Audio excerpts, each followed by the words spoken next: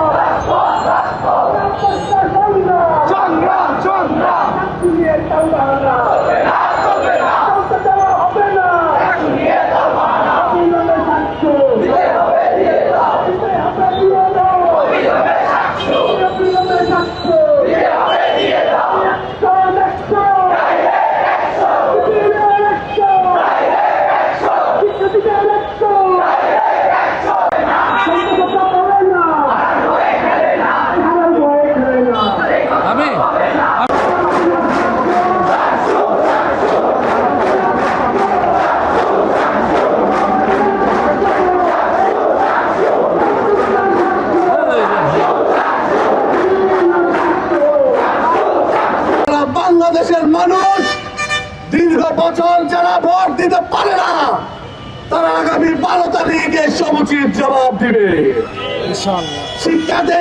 শিক্ষার্থীদের থেকে নিজেদের বিকাশ করবেন না। যদি করেন, 5টি ছাত্র সংসদ নির্বাচনে যেরকম রেজাল্ট হয়েছে, প্রস্তুতি নিন, 12 তারিখে একই রকম রেজাল্ট অপেক্ষা করছে।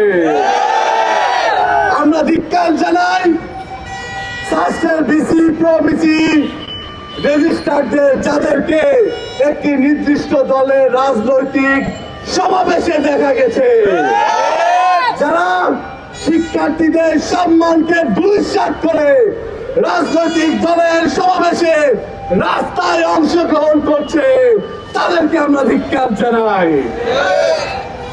অনতিবিলম্বে এই নির্বাচন না দিলে আপনারাই এই সমুচিত জবাব নেওয়ার জন্য প্রস্তুতি নিন। আগামী 12 তারিখ শিক্ষার্থীরা এর জবাব আপনাদেরকে দিবে।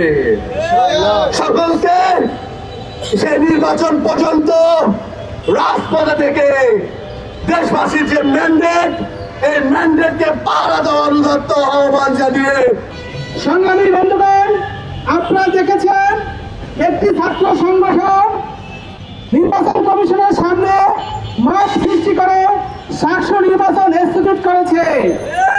পাশাপাশি তাদের মাদার সংগঠন বাংলাদেশ জাতীয়তাবাদী দল তাদের আইনজীবী ফোরামকে কাজে লাগিয়ে আদালতের গানে বন্দুক রেখে বিচারকের কাছ থেকে সাকষ্য নির্বাচন স্থগিত করিয়েছে।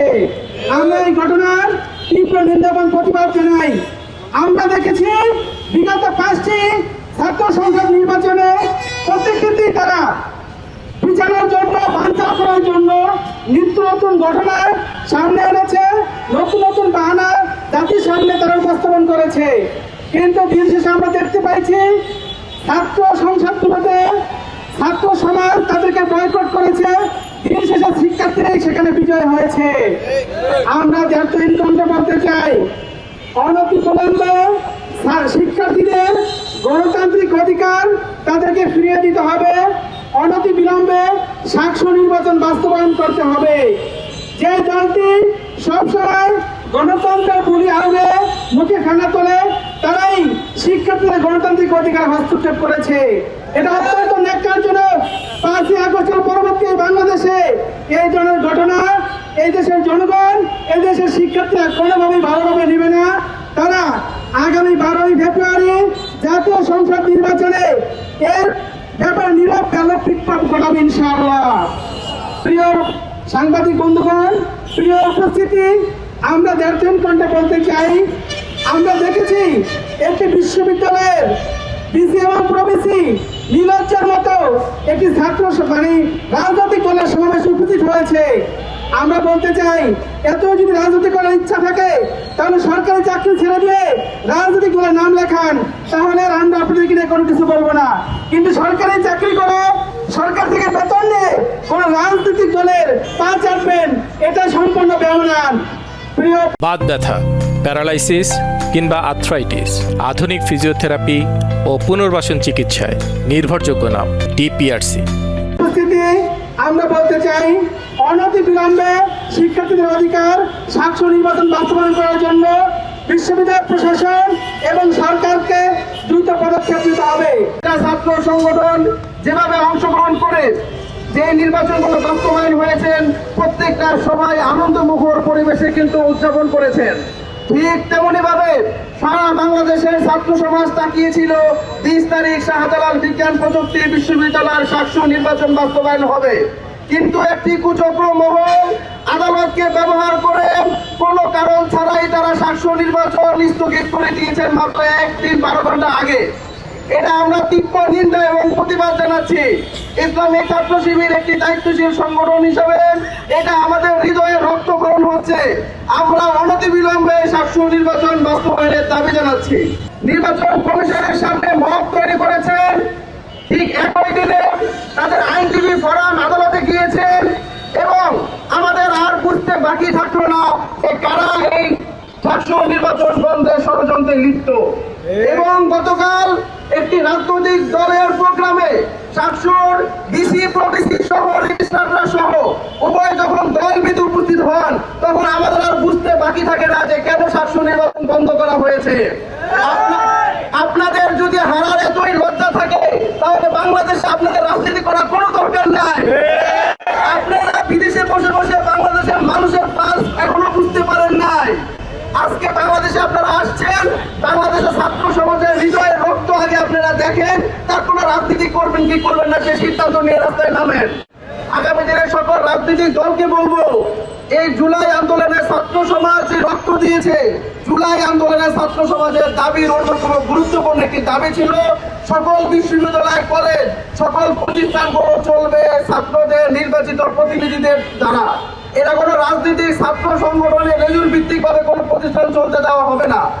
আমাদের এই রাজনৈতিক দলগুলো সবাই জুলাই আন্দোলনের পরবর্তীতে ছাত্রদের এই দাবির সাথে তারা নিজেরা একত্রতা প্রকাশ করলেও আজকে কিছুদিন পরে আমরা দেখলাম তারা ভিন্ন উদ্দেশ্য হাসিলের চেষ্টায় মেতেছেন। রাষ্ট্রের ভিসি স্যার শিক্ষার্থীদের সামনে অন ক্যামেরায় বলেছেন, বিএনপির একজন সিনিয়র নেতার নাম তিনি বলেছেন, ছাত্র দলের একজন সিনিয়র নেতার নাম তিনি বলেছেন, সিলেটের একজন সাবেক মেয়রের নাম তিনি উল্লেখ করে বলেন তাদের প্রেশারের কারণে তিনি সাক্ষ্য নির্বাচন আয়োজন করতে পারছেন না। আমরা বলবো, নির্বাচনকে কেন আপনাদের এত ভয়? স্টুডেন্টরা যাকে পছন্দ করবে তাকে ভোট দিবে, জনগণ যাকে চাইবে তাকে ভোট দিয়ে নির্বাচিত করবে। কিন্তু কেন আপনাদের নির্বাচনের প্রতি এরকম ভীতি কাজ করছে? নির্বাচনে কেউ জনগণের ম্যান্ডেট পাবে, কেউ জনগণের ম্যান্ডেট পাবে না। যারা জনগণের ম্যান্ডেট পাবে তারাই জনগণের পরামর্শের ভিত্তিতে শাসন প্রক্রিয়া চালাবে। ছাত্র সংসদগুলোতে যারা শিক্ষার্থীদের ম্যান্ডেট পাবে, শিক্ষার্থীদেরকে সাথে নিয়ে তারা ক্যাম্পাসগুলোতে শিক্ষা ও শিক্ষার্থী বান্ধব পরিবেশ নিশ্চিতের জন্য চেষ্টা করবে। কিন্তু শিক্ষা ও শিক্ষার্থী বান্ধব পরিবেশ সৃষ্টির সাথে আপনাদের কিসের এত শত্রুতা? আমরা দেখি বাংলাদেশের বিশ্ববিদ্যালয়গুলো ওয়ার্ল্ড র্যাঙ্কিংয়ে এখনো ব্যাচেলর দিকে পড়ে থাকতে হয়, আমরা এখনো টপ পজিশনে যেতে পারি না। এদেশের শিক্ষার মান উন্নয়নের জন্য, শিক্ষার্থী বান্ধব পরিবেশ ক্যাম্পাসগুলোতে নিশ্চিতের জন্য, শিক্ষার্থীদের অধিকার নিশ্চিতের জন্য ছাত্র সংসদ নির্বাচনগুলো হচ্ছে আবশ্যক। কিন্তু আপনারা সেই 90-এর দশক থেকে বারবার ছাত্র সংসদ নির্বাচনের বিরুদ্ধে অবস্থান গ্রহণ করেছেন, বারবার শিক্ষার্থীদের অধিকারের বিরুদ্ধে অবস্থান গ্রহণ করেছেন, বারবার ক্যাম্পাসগুলোর গণতান্ত্রিক অভিযাত্রার বিরুদ্ধে অবস্থান গ্রহণ করেছেন। কিন্তু এখনকার ছাত্র সমাজ, যুব সমাজ মোটেই অসচেতন নয়। যারা হাসিনার মতো ফ্যাসিস্টকে বাংলাদেশ থেকে বিতাড়িত করেছে, তারা রাজনীতির কলকাঠির পেছনের বাস্তবতাও কিন্তু বোঝে। আমরা দৃঢ়ভাবে মনে করি এই ছাত্র সমাজ আগামী 12 ফেব্রুয়ারি আপনাদেরকে উপযুক্ত জবাব দেবে ইনশাআল্লাহ। সম্মানিত উপস্থিতি, সাকসু নির্বাচন বন্ধ হওয়ার যে ঘটনা ঘটেছে, আসলে একটা নিন্দা জানানোর ভাষা আমাদের নেই। আমরা আহ্বান রাখবো অবিলম্বে সাকসু নির্বাচন বাস্তবায়ন করতে হবে। শাহজালাল বিজ্ঞান ও প্রযুক্তি বিশ্ববিদ্যালয়ের স্টুডেন্টরা যেরকম উৎসবমুখর পরিবেশে ভোট দিতে চেয়েছিলেন, তাদের সেই ভোটাধিকারকে অনতিবিলম্বে নিশ্চিত করতে হবে। সম্মানিত উপস্থিতি, আমরা ডাকসু নির্বাচনের সময় দেখেছি একটি পক্ষ হাইকোর্টে রিট করে ডাকসু নির্বাচন বন্ধের চেষ্টা করেছে, কিন্তু চেম্বার জজ আবার নির্বাচনের সুযোগ উন্মুক্ত করে দেন। সাকসু নির্বাচনের ক্ষেত্রে আমরা দেখি একটি পক্ষ হাইকোর্টে এসে নির্বাচনকে স্টে করেছে। আমরা মনে করি মাননীয় আদালত চাইলে চেম্বার জজের মাধ্যমে অনতিবিলম্বে সাকসুর অনুমতিও প্রদান করতে পারেন, এবং 12 তারিখ জাতীয় নির্বাচন হলেও আদালত চাইলে এই সময়ের মধ্যেও নির্বাচন আয়োজনের অনুমতি প্রদান করতে পারে।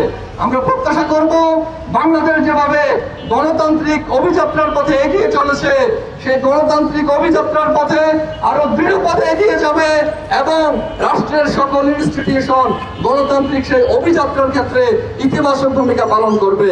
আমরা সাকসু বাস্তবায়নের সাথে যারা জড়িত তাদেরকে অনতিবিলম্বে সাকসু বাস্তবায়নের উদাত্ত আহ্বান জানিয়ে